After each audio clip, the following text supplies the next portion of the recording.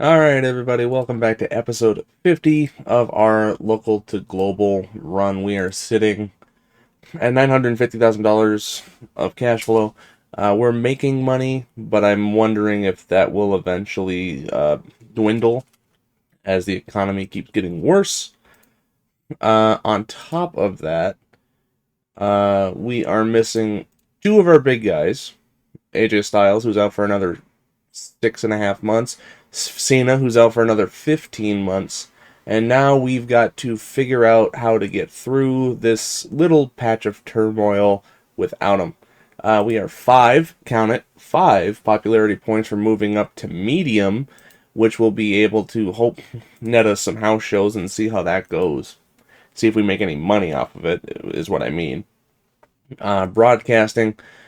Still paying for my mistakes, but we do have big Sinclair station stuff. So we're making some money off of our TV shows. Once that 1 year penalty comes up, I think in November, we should be making a lot of money. But up until then, we're just going to have to survive with what we got. Maven has big morale issues. Why are you angry? He's angry that he's not being booked. He hasn't been booked since September. Alright, Maven, we'll see if we can remedy that tonight. Before we get much further, let's take a look at some of our competitors. The WWE is sitting at a ton of money. Rob Conway is leaving. Did he get hired? Oh, he got hired by WCW. I tried to go for Conway. He was in my price range. They made $8 million. Oh, God.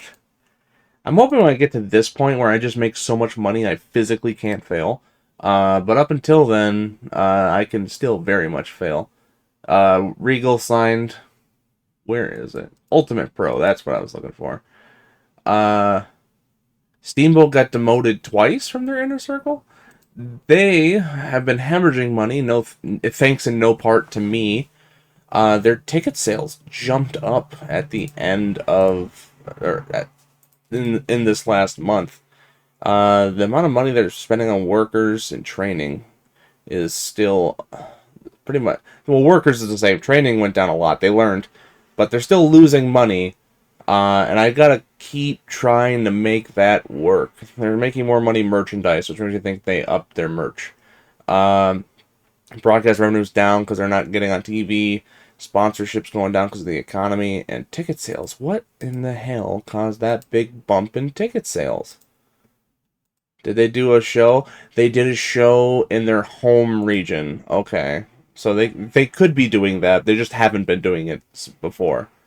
And then who's the other one? Jersey All Pro. This is the other one that's kind of being a thorn in my side. They're sitting at about $8.5 million, and they have a roster that might benefit from some work. So I'll be back in just a moment. Alright, so after a little bit of putzing around, what we've got right now is a couple of offers sent out to their talent, and then a couple of just developmental deals that I'm offering for Kyle O'Reilly and Ryback.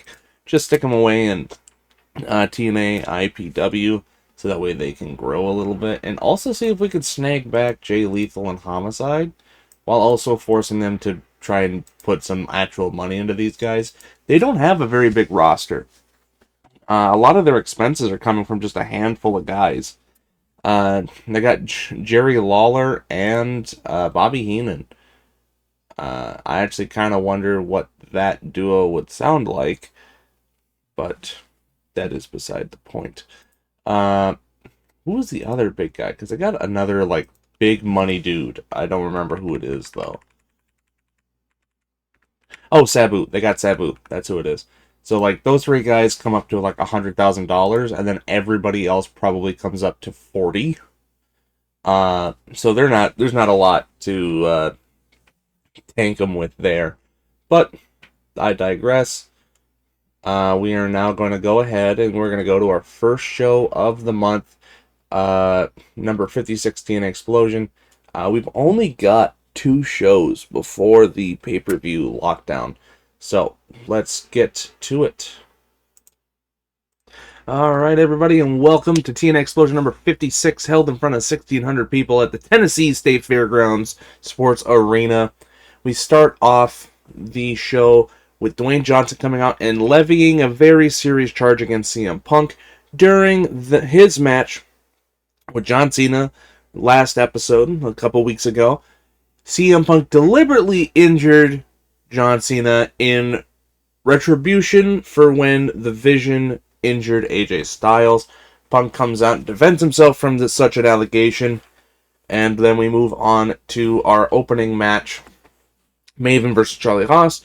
Charlie Haas wins. Following the match, Bob Holly comes out, bang, hits him from behind, and starts beating him down. We then follow it up with the debuting Matt Hardy. For the first time, we get a really big, high-profile star. The main reason why is because he broke his leg pretty severely. And he had back in, February of last year.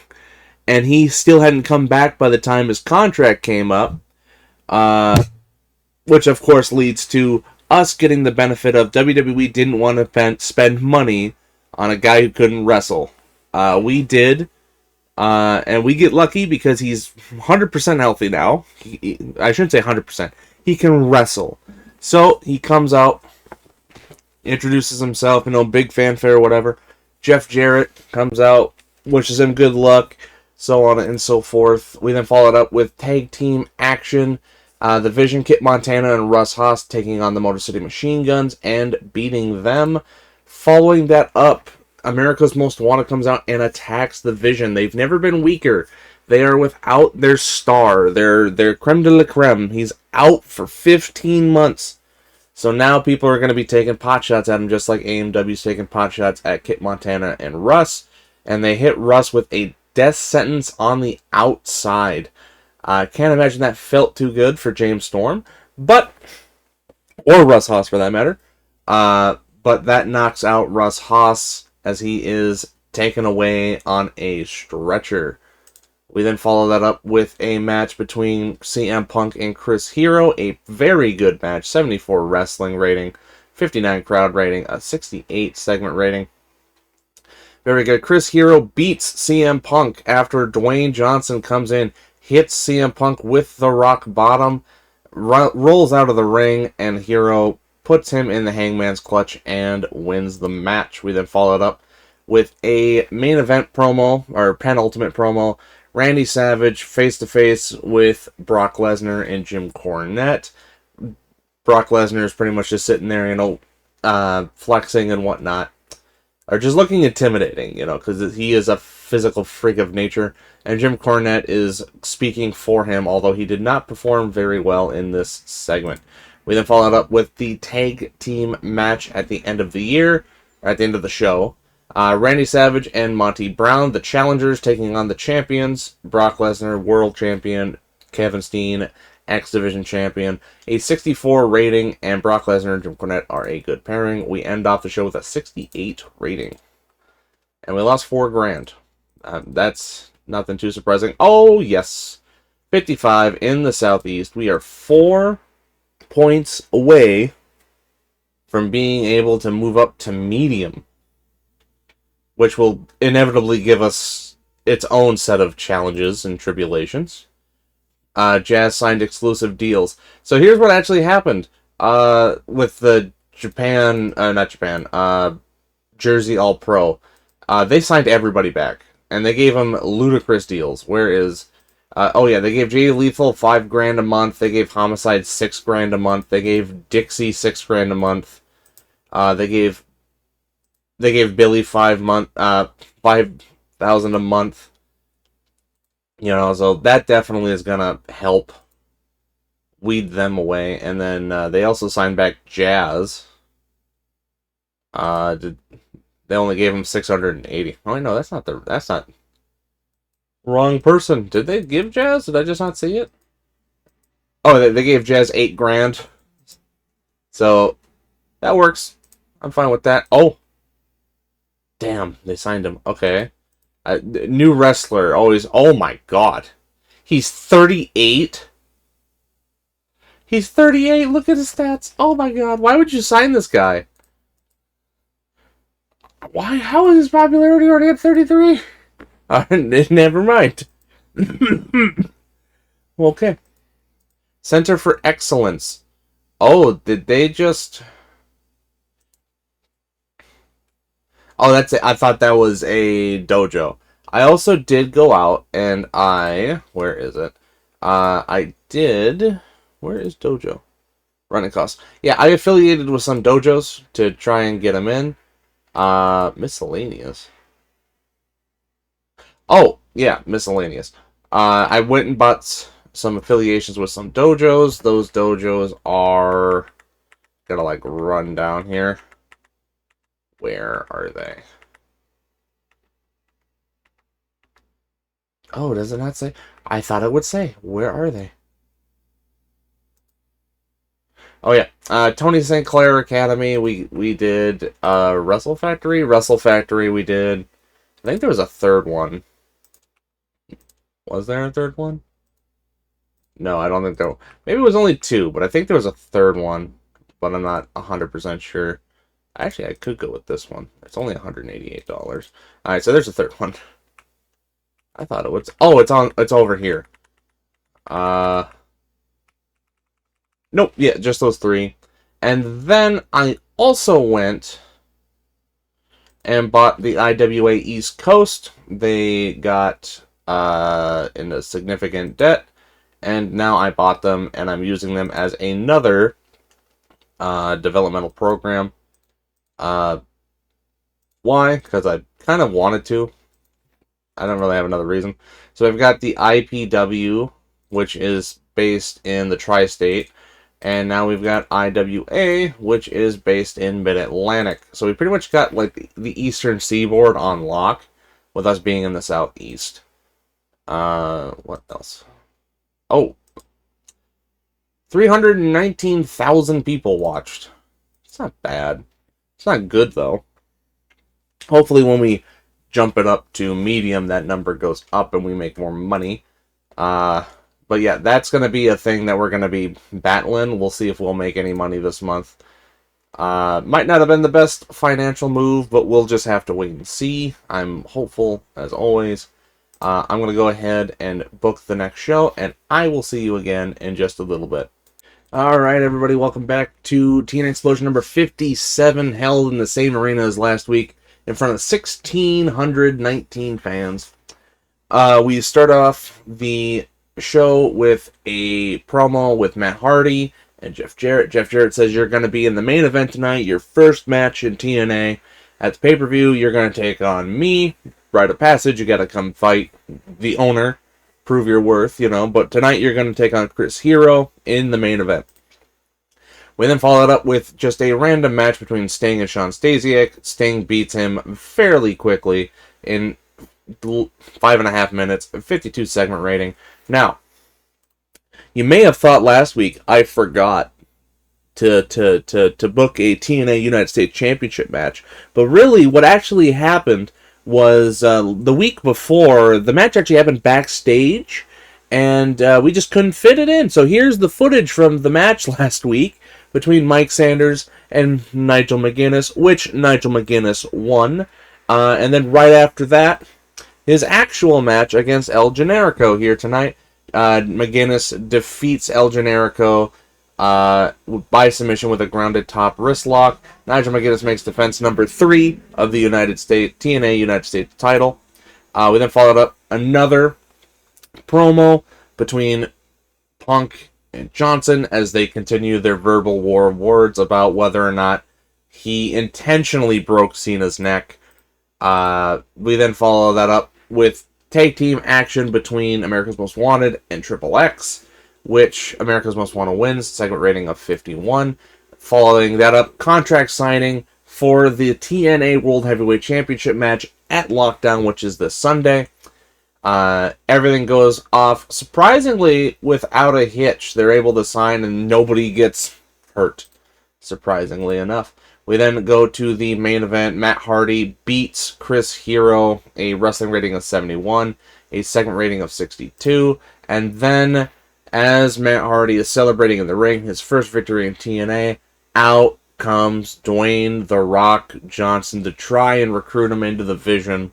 He makes his pitch. You could have so much: the ladies, the limos, the money. All you have to do is come join the side that will make it happen. And Matt Hardy says, I'll let you know at the pay-per-view my decision. And that's how the show ends. Another 68. Pretty consistently hitting that. $4,700. We made $12,000 in merch. A lot of places in America went up. Mid-Atlantic went up to 39, so did Mid-South. New England and Northwest went up to 31. Southwest went up to 37, and Tri-State went up to 22. Or 33, sorry. Can't count. Hi, Lexi Fife. So that was a couple good back-to-back shows. Oh, Pelayito Vasquez feels snubbed. Well, I'm sorry. Vampiro is here. IWA has lowered their stuff. That's good. Shawn Michaels got hurt. Good to know. 330,000 fans. That is good. And we might get Chavo Guerrero. Pretty big signing. Couple big signings. Now, merchandise went up, and you can really tell on this page.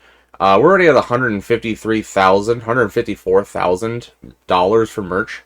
And that happened, I think, on Sunday. So from Sunday to today, we made like 40 grand off that. We took 40 grand away from our deficit. And the pay-per-view was in 3 days. And we still got 2 more weeks until the end of the month. So a lot of money is probably going to be coming in from that. And I'm already going to try and upgrade it again. We'll see how that works out.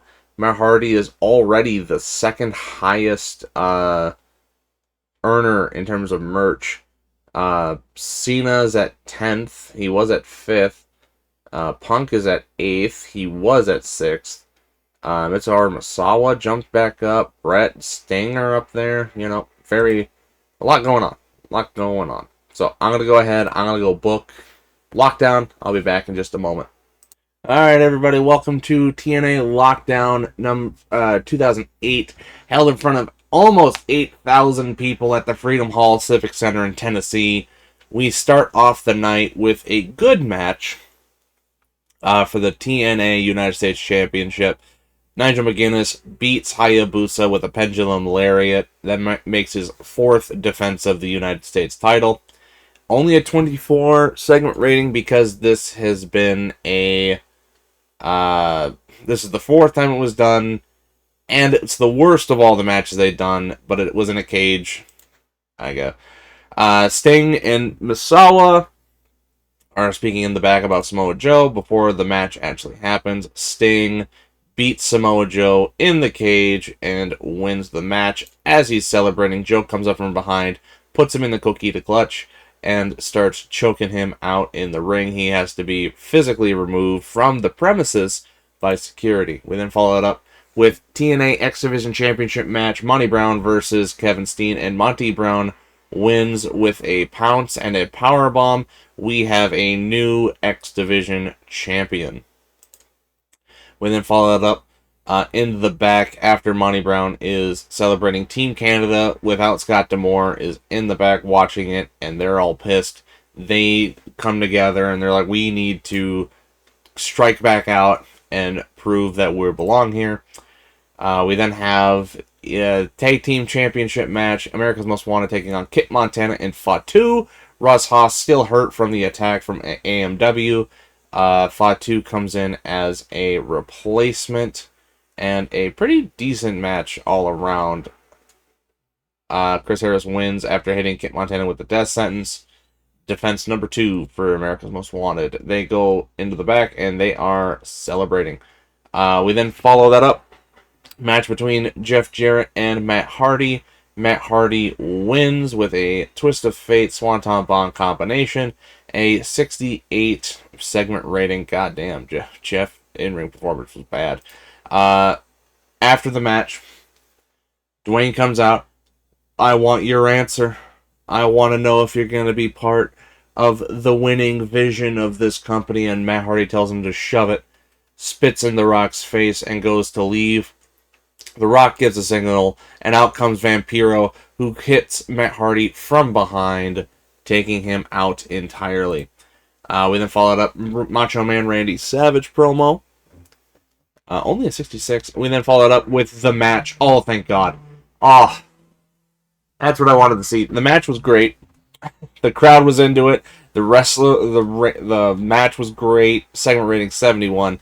Brock Lesnar beats Randy Savage in the cage with a shooting star press, which my headcanon is now that he did it off the top of the cage, wins the match, defends the title, and celebrates at the end. That is a 72. Alright, we take those. Address the locker room. We're going to give that to Brock. We're going to give it to Matt, and we're going to give it to... who should get the last one? This is actually going to be kind of a hard one. I'm going to give it to Randy, because Randy's going to be pissed at me because I had him lose. Unironically, he's going to be super pissed. Super upset. Lesnar was happy. Everybody else was pleased. We made $131,000. $60,000 in merch. Okay. And we got another point in the Southeast. We are 3 points away. We got 2 other regions up to 40. Mid-Atlantic, Mid-South, Great Lakes, and Midwest 34. Oh, this is and a couple in Mexico. India went up. That went beautiful. That merchandise is gonna save me so much. If we've already got the next batch ready to go, it'll be done by either the end of this year or the beginning of next year. Lockdown viewing figures, 34,000 people watched it. OVW increased all of their shit. Masahiro Chono left. Oh, he's still working. He's still working. He won't come here because we're too small. Hopefully when we get up to medium, that'll change. Sweet. The train. I was not prepared for that. Yeah, now if we pop over, oh my God. We've already beat last month's merchandise. And we've still got 2 more shows to go. That is insane. Merchandise is gonna really tick up. Jerry Lynn. Are we still in the running for Jerry Lynn? That's right. I'm trying to bring him back. And now with merch, we can afford it. I'm going to give him a little bit more money. I want him back. Maybe 1 of 2 offers. I'm going to give you a 10% bonus. There we go. If you actually look at his popularity, or I'll just tell you, because I don't know if you'll be able to see it. Oh, wait, no. Actually, I guess you will be able to see it, because I can look at it from here. Let me in. Thank you. Gotta load it up. Jerry Lynn. He is sitting at a solid 64, 65 popularity. When he left... here all those years ago when he first worked here, he was in like the 30s, 40s, somewhere in there. He's gonna come back and he is going to be phenomenal. I am very looking forward to this. Personal relationship change. Oh, Jerry Lynn hates Eric Bischoff. Oh, no wonder why he's leaving. But they're trying to bring him back, I guess. Oh, I guess Shane runs it now, not Eric, but I digress. The Rock is already going to beat his previous. He was at 248. He's at 236. Cena's at $4,000. He was at 8 before. Punk is at 5.5. He was at 7.5 before. I digress. This is going to be very good. Very, very good. Especially if we keep pulling off 2 ticks every time. That's nice to see some more green up here. 3 more and we'll be at medium. Maybe we'll be able to hit that. Maybe we'll be able to get 1 more before the end of the month, but we'll just have to see. I'm going to go book the next show, and I'll be with you in just a second. Alright, here we go. TNA Explosion number 58, held in front of just under 1,900 people in the War Memorial Auditorium. We start the night off with a tag team match between 2 members of Team Canada, Eric Young and Petey Williams, taking on Shelton Benjamin and Shark Boy. Petey Williams wins the match for Team Canada after hitting Shelton Benjamin with a Canadian Destroyer. A 43 segment rating, although I don't know how the math got to that point. I am curious. We go to the back. Bob Holly is about to do a interview. He's in his street clothes. As the interview is about to start, bang, Charlie Haas comes by, hits him in the back with a chair, and beats him down as revenge for what happened a couple of weeks earlier. And that keeps going. Ah, yes, my one-night deal. Bobby Roode taking on The Demon. Bobby Roode comes out, essentially makes an open challenge. Out comes The Demon, Dale Torborg, and Bobby Roode beats the hell out of him and wins the match a 43. That match would have probably been better if he wasn't rusty. We then follow it up. Samoa Joe cuts a promo on Sting, wanting to continue that feud, but it's mainly more one-sided. Chris Hero versus Kevin Steen. Kevin Steen wins. Batista goes into the office of Jeff Jarrett and is like, why the fuck am I not being booked, bro? Do I need to powerbomb you through this table? And Jeff's like, no. We then go off to Matt Hardy versus Hector Garza. A 61 segment rating. Matt Hardy wins. He debuted a new comeback spot. Sweet. Sting's response later on in the night. He doesn't mention Samoa Joe at all. Has no desire to do anything with Samoa Joe anymore.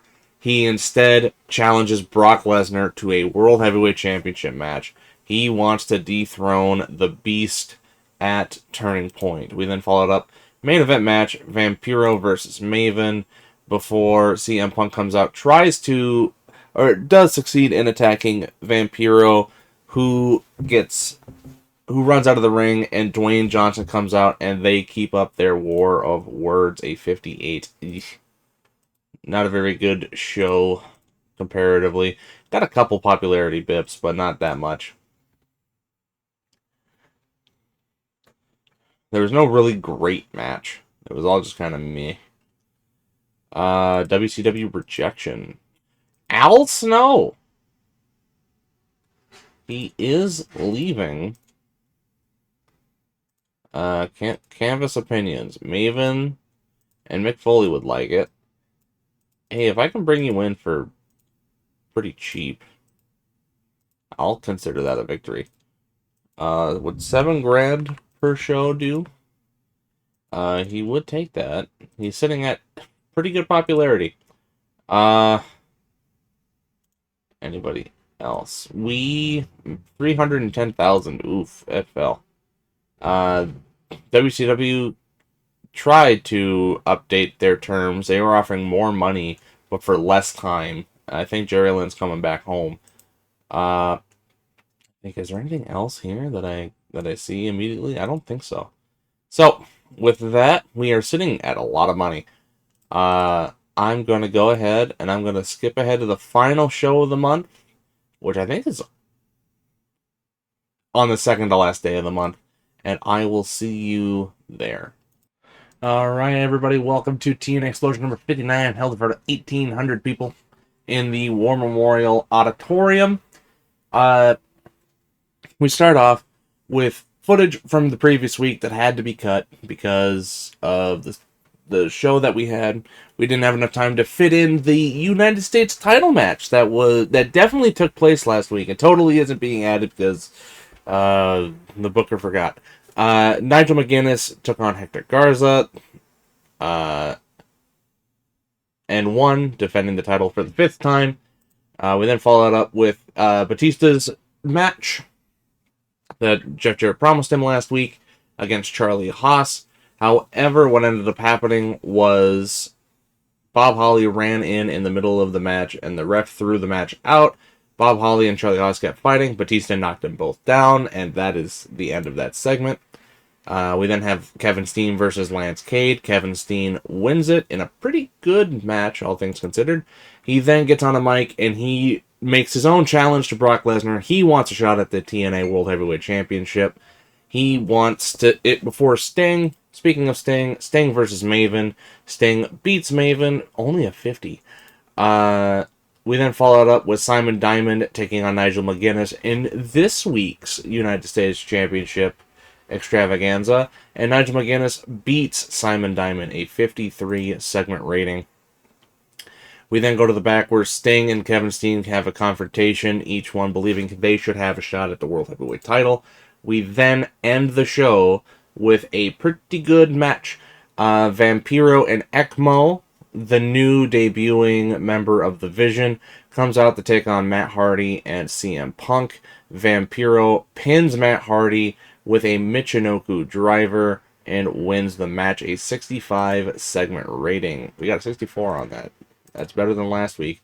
We lost just under $300, and Puerto Rico went up to 29. We'll take that. Hey, Sergeant's Laughter. How you doing? So, we are at the end of the month. 5-star match. Rey Mysterio versus Kiwi. Okay. I will not argue with that one. I got a lot of contracts expiring. I already got through some of these, so I'm going to go ahead. I'm going to offer contracts. I'll be back in just a second. Alright, contracts have been given out. We are sitting at probably about 250 grand for the whole month. Fortunately, we didn't get that last spot over on popularity. It makes me wonder if I hit the cap, because if I remember correctly, there's a monthly cap on how much you can feasibly gain at one moment. Ooh, we are. Oh, this is a leap year, so we actually had a Friday. I didn't realize that was going to be a thing. Mike Hard is being let go. He's got good technical and brawling. Oh wait, what? That's not a terrible idea. Christian York hates him. Nowinski hates him. And Matt Hardy hates him. Okay, I think you're hard to work with, Mike. Elix Skipper. Oh yeah, you just came up. Alright, give you another contract. $700 a show for 2 years. Anybody else? No, I think that's it. Alright, cool. Sanjay's coming back. That's nice to see. Oh, we have a new champion. And DDT grew up. How nice for DDT. They're actually making money. They have Jushin Liger. I can bring Jushin Liger in. Did I not have him before? Oh, I could have sworn I hired him at one point. Do you want to come on down? You want to come to America? Would you do it for $2,000? Would you do it for $2,250? Would you do it for 25? That's probably about as much as I'm going to ask. Yeah. I probably could keep going on that, but I don't think that'd be smart. Or would it? I think at that point, 5 times. Yeah, I think at that point, it would probably be better to just go for the written deal. Alright, he doesn't want to do house shows. That's fair. Yeah, come on in. Yeah, because at 2,500, if I use them every single week, that'd be 12,500. So getting them for 12,600 is about the same. So, yeah, we'll bring them in. I'm fine with that. I've got money now. Have you not seen? Oh, technically we're not done yet. I forget. It's the 29th. Merch. Oh my god. Alright, so Dwayne just got $450,000. Hardy got 60. Where's Punk? Punk got 97.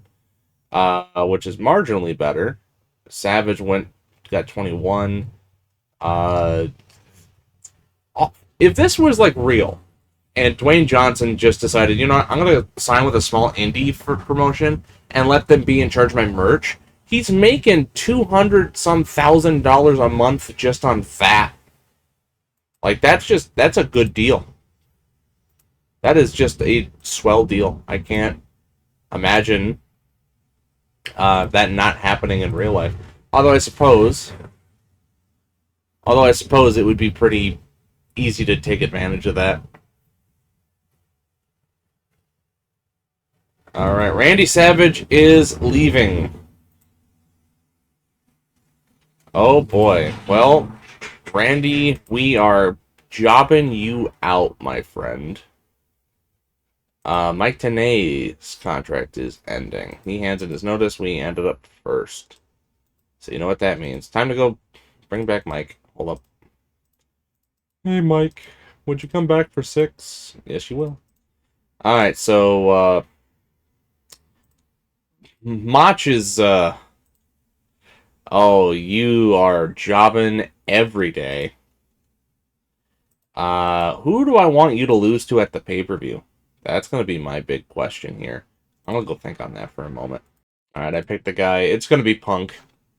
Punk's going over at the pay-per-view. We only made that much money? The hell happened? Legal? What the hell am I legal going for? We made over $500,000 on merch, almost $250,000 on ticket sales. Sponsors went back up, but then again, we did gain a lot of popularity. Broadcast revenue went down, but that was with one less show. I don't know if there's anything else. Developmental, that cost us 26 grand. That's nothing. What the hell? General. I mean, we were at about like 300,000, or maybe my memory is wrong. Maybe it was only 250, which would be 225, and then about 192. So then where'd the rest go? Anyway, we made money. That's the important thing. We're sitting at above $1 million. I am very happy about this. Is anybody else really pissed that I need to be worried about?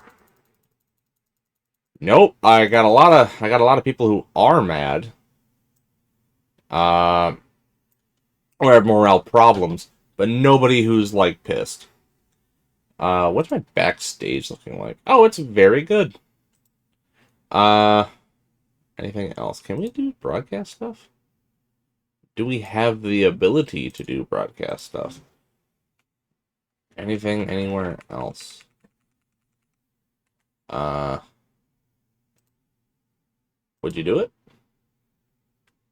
Been less than a year. Yeah, so they won't touch it.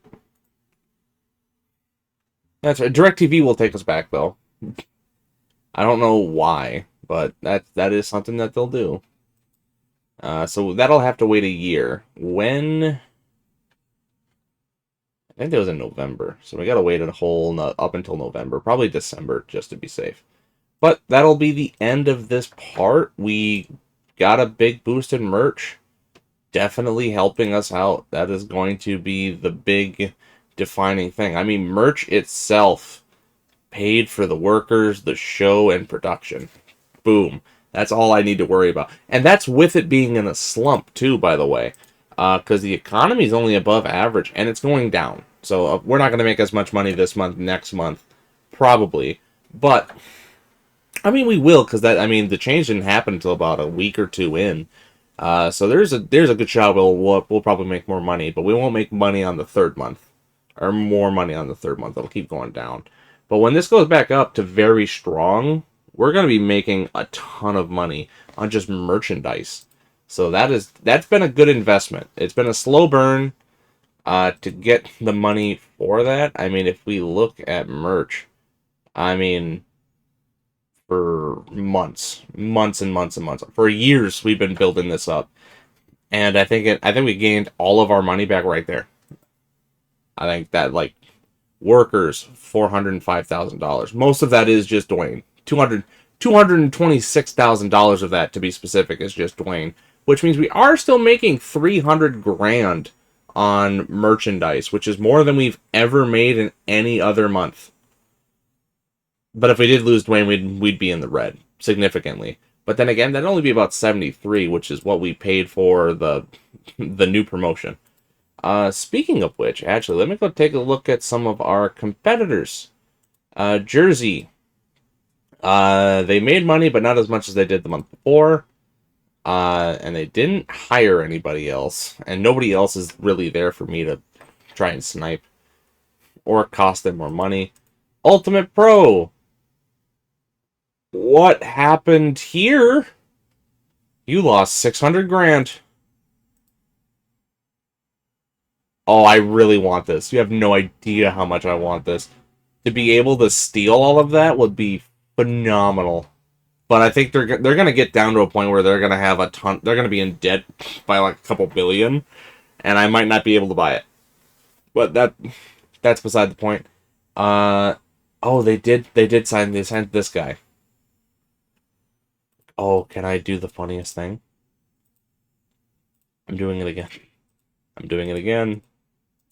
Alright, come on down. Alright, you know what? Here's $500. I have no intention of signing you. I'm just doing this so that way they have to give you a contract, and we'll see how that goes on the next episode.